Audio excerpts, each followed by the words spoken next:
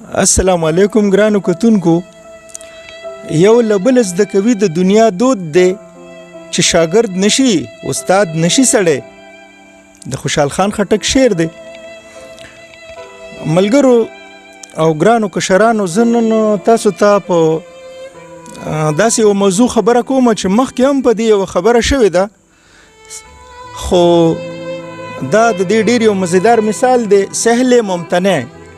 سهل ممتنع د دې مختلفې معنی، مختلف مطلبونه، خو خاص کر یو مطلب اصطلاحي دا دی چې داسې شعر چې بنده ولیکي چې د هغې نه نور اسان نشي کېدی، یعنې ښه اسان ولیکي او نور خلک دا غواړي چې هغسې شعر دی ولیکي، خو په اعلی اسانه باندې هغسې نشي لیکلی.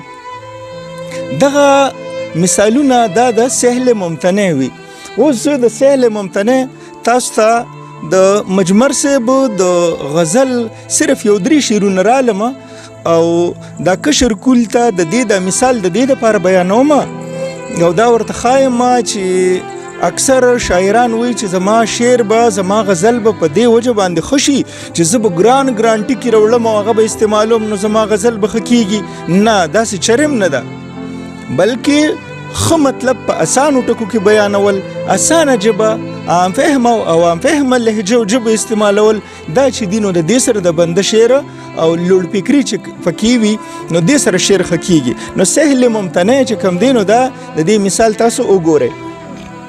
دا د مجمر صاحب د غزل یو 3 شعرونه دي چې سترګو مې د سترګو سره جنګ وکړ، سترګو مې د سترګو سره جنګ وکړ، زړه زما د سترګو سره ننګ وکړ. تاسو ګوره څومره سادګي. تا چې خولې پاکې په پلو کړلې، دومره یې نازکه مخ دې زنګ وکړ. او زه مجمر د ښکلو سناخوان یمه، زه مجمر د ښکلو سناخوان یمه، خدای ګو که صفت مې د بدرنګ وکړ.